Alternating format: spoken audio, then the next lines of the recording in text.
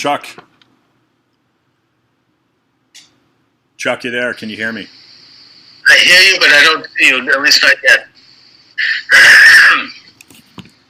You want the video? Hold on a second. Let me turn this video on. See if I can get. I don't think I brought my stand for the video portion. Let's see here.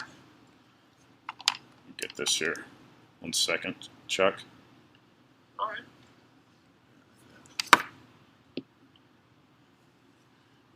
Click this video. Is that the video? You probably Chuck. There you are. Okay, excellent. Yeah, I'm having technical problems today myself. For some reason, I don't know. There are bugs in the system. The camera's not. The thing isn't recording properly. But I'm good now. All right. Well, you look good. You ready to go? Ready to go, buddy. Good to reconnect with you. That's good. Yeah, better lighting. All right. Thank you. Just, I've got this recording as well, and I know you're recording it. Thank you, because I may not be able. I'm trying to turn the recording on now, and it's not functioning as well as it should. So if you're recording it, that's good. So yeah. Send me the MP4 then when you're done, and I'll post it up on YouTube. You got it. But in the meantime, let me just see if I can get this. Boy, it's weird. I keep clicking it, and it isn't going on. It's happened all day. It happened yesterday, too. I've been doing a lot of this. I mean, obviously, we have a little time on our hands right now. Let me tell you something. Yes. It's been a couple years, I think, since I had you on my program. And one of the reasons that I was late here to the interview and discussion conversation with you that we had scheduled for the 4:05 mark is that I've actually had issues. So I've been out of studio. This is a different studio from where I began the program initially. And I've been working on a remote setup that's caused some issues for me. But as you can see, I'm now in a different setup. So this is actually the three. Well, let's see, the four. This is the fourth year now, so 3 complete years moving into the fourth year. This is the fourth year of doing Discussions of Truth. In that time, this is now the third setup that I've had to go through. So far, Chuck, I haven't had issues with any. Well, that's not entirely true. I didn't complete that sentence, but SoundCloud had started deleting some of the episodes that I was doing. But I haven't had any issues with any other podcast or re-listening formats or any social media outlets of yet. And of course, well, that's good. That's lucky you. I mean, I've had a few strikes on YouTube because I interviewed E. Michael Jones a couple of times. Okay. And apparently he's like hot property for YouTube. But other than that, I've been good. I mean, right now, for some reason today, I'm not able to get Skype functioning. So I'm going to just have to go with this. Now, Ian, do you have the tape running right now? Yep. All right, then why don't we I'll assume it's happening, and we'll just do it. Okay, Charles Moscowitz here. My guest is Ian Hamilton Trottier. He is a radio talk show host. He's an actor. He's in Miami. He's an author. You have a book here, Ian, called Freedom Reserved, No More Lies, available, I assume, at Amazon and elsewhere. And I've been following you now for a couple of years. I've been getting your SoundCloud, and you're doing some really amazing and cutting-edge interviews. And you seem to travel in some of the same circles that I travel in terms of discussing alternative history and alternative politics, not the conventional stuff that the mainstream media allows us to do. And so that's why I want to have you on today, because I'd like to hear your take on what the hell is going on right now with the fact that we're literally living in a condition of medical martial law, basically. Yeah. Very well said, Chuck. Look, I began down this path in 2016 after being exposed to the NALED pesticide that was being used to combat the Zika virus in Miami Beach. Literally, I'd hear crop dusters buzzing over my head at 5 a.m. on Saturday mornings. This happened probably 4 or 5 consecutive weekends, and it was a toxic smell that was left. The crop dusters were taking off from the Tamiami Airport, which is a private airport. It's south and southwest of downtown Miami, and I had befriended Chuck, a lawyer, former JAG lawyer, and I said, "Hey, we've got to somehow educate the pilots of what they are spraying. This was a pesticide that was banned in Europe because it was and is a known neurotoxin, and the Puerto Rican government had rejected a shipment of it by the World Health Organization. They rejected it. The controversy is, of course, as I said, that it has been deemed a neurotoxin in Europe, illegal to use in agriculture. It was set up and engineered by the Chevron Chemical Corporation in the 1950s. It's currently manufactured, at least in the States, in LA, that's Los Angeles, by Vanguard Chemical Corporation. I'm assuming on some type of a lease agreement from the Chevron Chemical Corporation. Of course, as listeners may not know, the Rockefeller Foundation was set up the same year that the Federal Reserve Act passed in 1913 under Woodrow Wilson. Where's the link? Well, when J.D. Rockefeller and his company had been brought up on antitrust issues through the U.S. government, that main Standard Oil company had been broken up into, I believe, 7 different companies. And the main issue here that the public doesn't realize is that Rockefeller and his foundation remained the majority shareholders of all 7 of those different companies. So the U.S. government didn't break up anything. They broke his monopoly into 7 smaller companies, but he remained the largest hand controlling all those companies. So, if I may interject here, I just want to add a little history to this also. The year you're talking about, 1913, was a very pivotal year. I mean, the election of Wilson on a 3-way ticket, it implemented all sorts of things, including the Federal Reserve Act, which he signed on Christmas Eve. But the 16th Amendment, which is the tax amendment, was also implemented that year. And one of the elements of that amendment, which people don't realize, or at least one of the directives that's associated with it, is that it allowed for the setting up of, as you say, foundations and nonprofits that were places where the big bankers and the big corporate heads could park their money tax-free, and then they would use that money to hire people that they were friends with, to influence people, to put people on payrolls, but also to influence the society in a way that they wanted to influence it. Yep. A lot of it was so-called progressive ideas. They had the money then sheltered, and that they could then use that money in these enormous foundations. And it's just a huge subject that is another sinister element to this, to several events that happened that year. And I think you're getting to that, Ian. Yeah, it's unfortunate to use the word sinister, but that's unfortunately what a central bank ends up being to any type of society that aims to be free and just. It takes away those freedoms and justices, just like you're saying, because it then controls the justice and freedoms. And what makes a society free are the main cogs and cornerstone elements of the U.S. Constitution.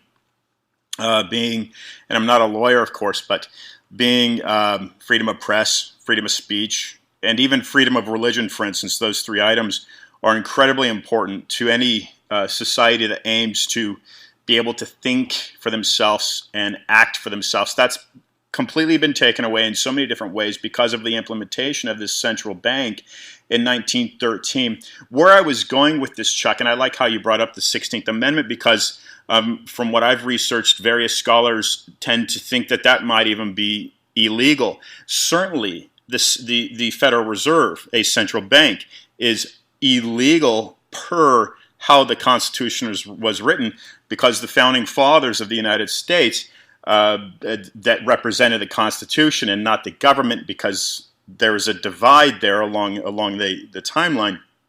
Those two things became independent from one another. But the Constitution is supposed to represent the people.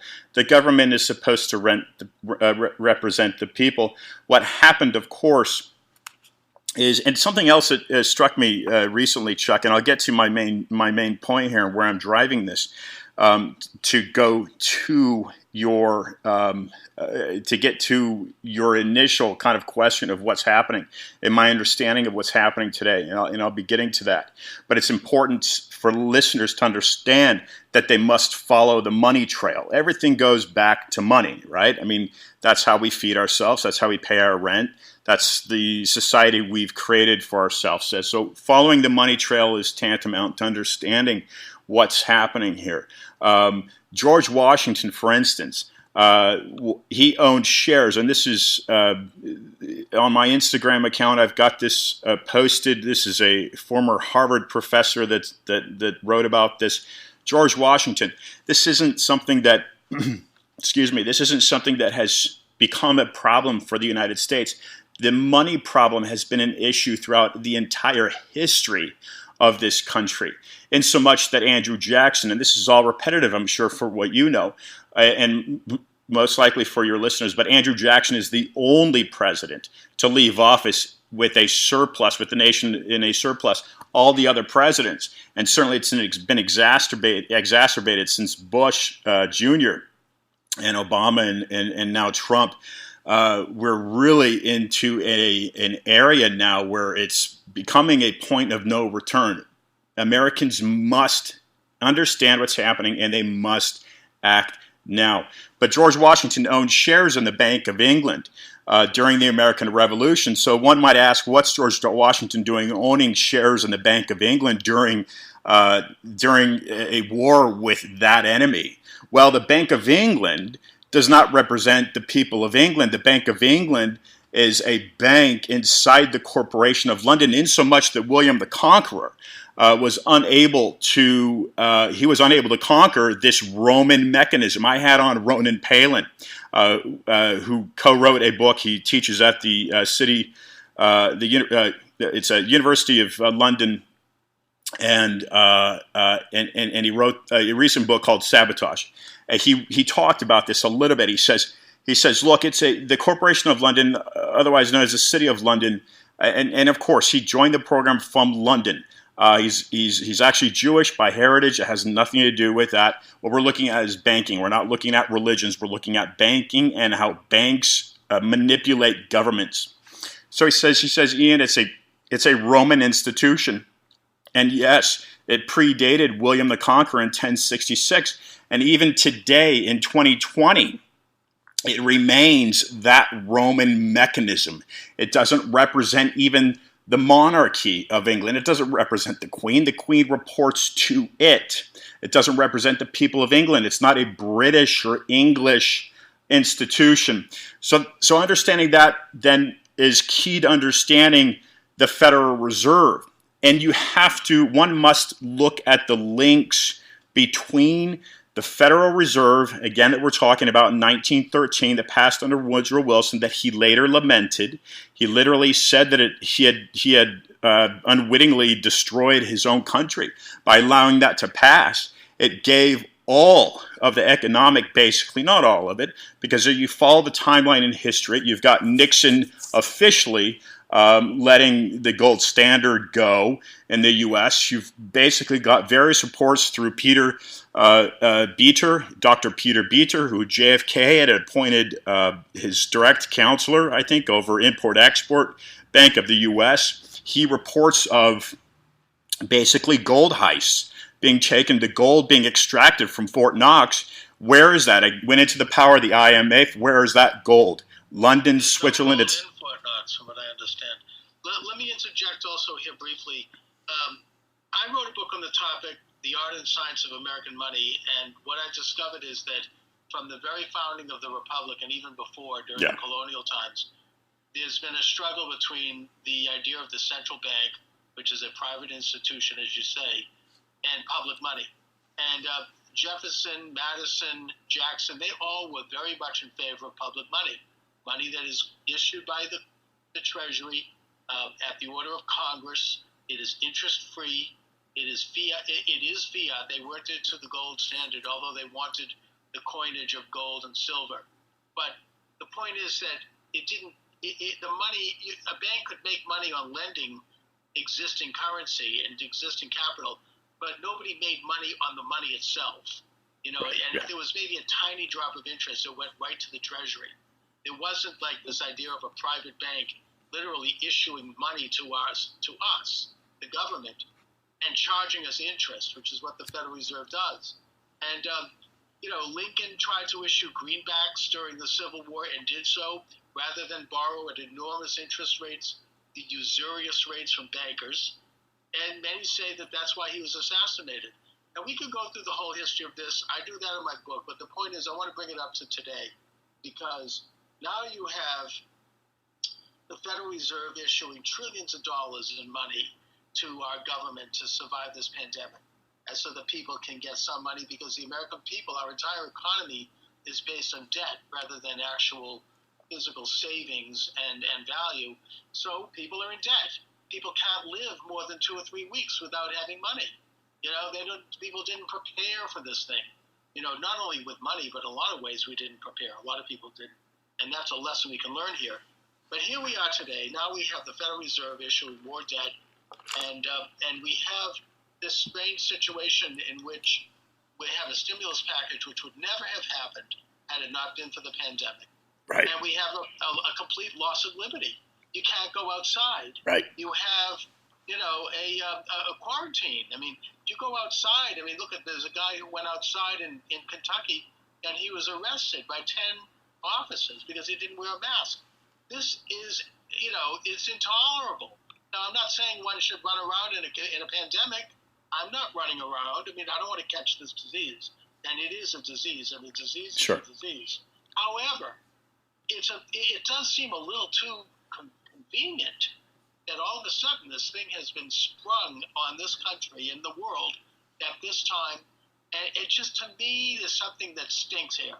Look, and I don't know where you're coming from, but I want to hear what you have to say about this particular pandemic right now, because, even a month ago, this would have been unthinkable that we would have had a situation like this. Right. So it's important for anyone listening to this that they understand the foundation that was just laid. I just took Chuck and I's written 20 minutes of laying that foundation. Once you understand that you must follow the money, then you bring it up to 2020, okay? And that's why I brought up that 1913, the Rockefeller Foundation date, because what they did at that point is that they then opened up medical institutions in Beijing. So there's an argument that this is a Chinese-created biowarfare. Zero Hedge was banned off of Twitter for publishing research they had done out of the Wuhan laboratories. I have not connected Rockefeller money to the Wuhan laboratories. What we do know is that a year ago, there were military games in Wuhan and biowarfare was addressed. We also know that Bill and Melinda Gates Foundation through Johns Hopkins University, which back in 1913, when the Rockefeller Foundation began pumping money into this medical school in Beijing. It's called the Peking Union Medical College. Type that in. All this stuff is available free. It's all on search engines. Peking Union Medical College. The Rockefellers basically set that up. We know stateside they set up the University of Chicago, which is considered one of the elite medical schools in the country. They started pumping money into the health industry. One can go to my website, iantrottier.com, and there find the 100-year outlook on health published by the Rockefeller Foundation in 2013. These folks have so much money, and I'm not pointing fingers at the Rockefellers because they're in cahoots with central banking system out of Europe. So you then can look into London and the Rothschild and the Corporation of London. But again, like I mentioned, this is a Roman mechanism that's living and breathing inside of London that is now controlling the United States, and it's completely obliterated the Constitution because of it. So here you can draw 2 points, listeners in Chuck. Here's the 2 points that I've recently drawn. You then listen to Bill Gates and you think, okay, wait a second. Here's a guy that's a computer software engineer. He created Microsoft, not Macrosoft. Okay, interesting. About that same era, Steve Jobs invents a personal computer, not a macro computer. So there's something about microchisms. That's a word I just blotted out. But there's something about the individual here. Now, what you link that to is ID 2020. And Gates has actually said publicly, from every search that I've been able to make, that he would like everybody that's been diagnosed as having COVID or coronavirus, COVID-19, as being vaccinated and having a chip implanted. If you go into DARPA then, and you look at some of the military funding that's being pumped into the cell phone technology, which is of course being used to survey people, then you type in DARPA 6G, and what are some of the studies being done on the 6G, the coming 6G system? Well, they are brain chips, actual technology where people will have a brain chip implant, and they won't even realize it. So it's not even a question of... It'll be injected through the vaccine that Gates is talking about. And also, by the way, the Wuhan labs, that's public knowledge now. I mean, I saw a link to that on the Drudge Report, which is about as establishment as you can get, where they say that after 9/11, the federal government began financing and funding money to these labs, particularly that one, which clearly was experimenting with, viruses, coronaviruses of all sorts, including MERS and SARS and all the rest. And look, I don't know what happened with it, and whether or not this was a release from that lab, whether it was an accident or whether it was on purpose. Can't know, because we're talking about a communist country here that can do almost anything they want. But it does seem to fit with an agenda of world control, of population control, of eugenics, of in a sense, the Chinese don't give a crap if they infect half their population. I mean, in fact, they probably want to. And did they export it? I mean, are we involved now in a biological, are we being assaulted by a biological weapon? I mean, is this a biological war?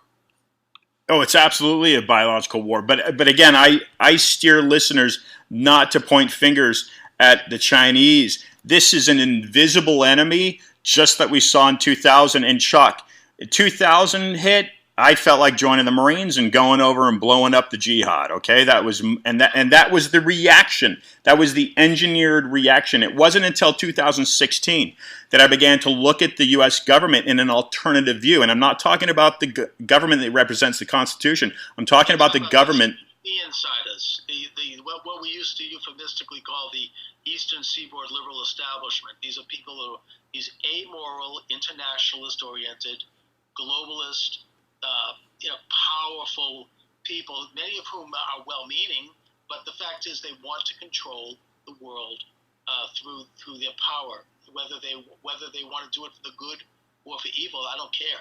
I don't want them to control me. I don't want them to control my country. I think that sovereignty rests with the individual under God, not with some group of secretive elites. Yeah, no, exactly, Chuck. Let me throw a quote out here. And this book has sold over 5 million copies, to my understanding. It was written by a former Stanford alum. I believe he's now deceased. His name is Gary Allen. The quote here is this, and this answers... None dare call it a conspiracy. Yeah. That's correct, Charles. Classic book. Yeah, so the quote here, and this is why I steer listeners to not point fingers at the Chinese. Communism is not a political mechanism that originated in China. Communism is not a political mechanism that originated in Russia. What? It originated in Europe with the Illuminati and with Marx. That's correct. And there's disputes that even Karl Marx originated it. But here's what Gary Allen said about communism. And then you have to thread that into the Hegelian dialectic, which is exactly what you're talking about, Chuck.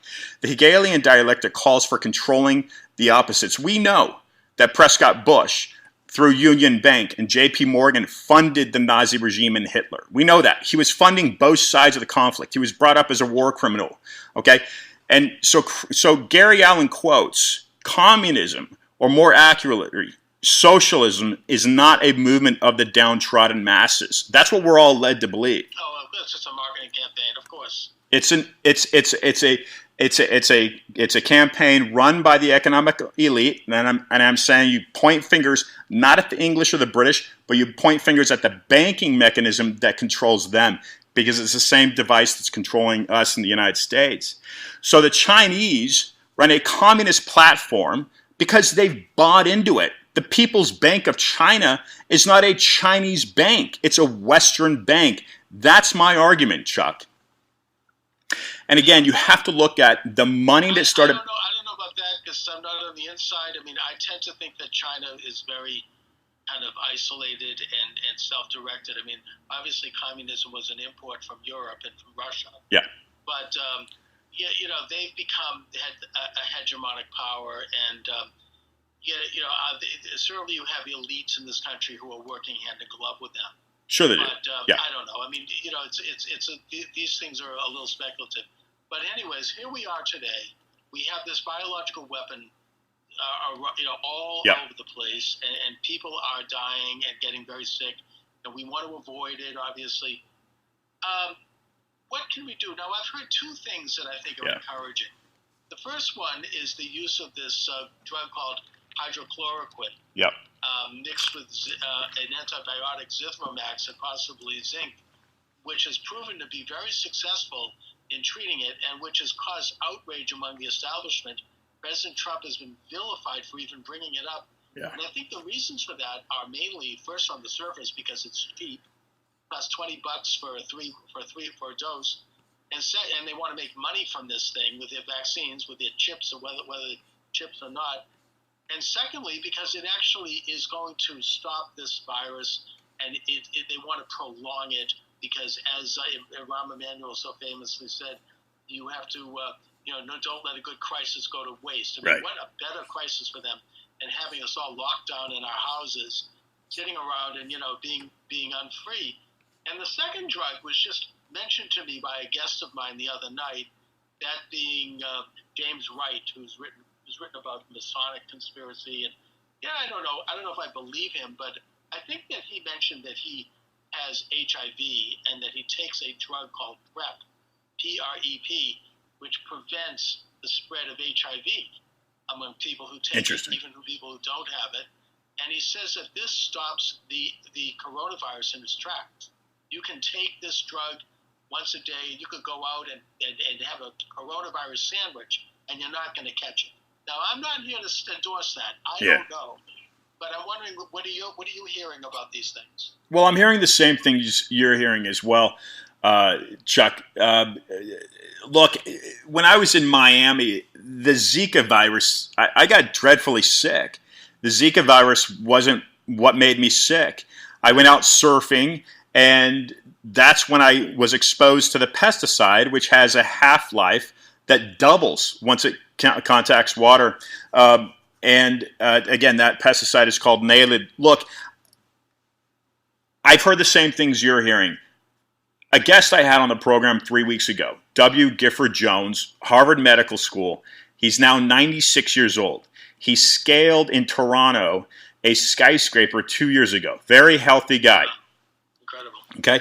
I asked him on my program, okay, IanTrottier.com, it's available there. I asked him on my program, I said, how do you suggest people fight the coronavirus as a virus, as a health problem?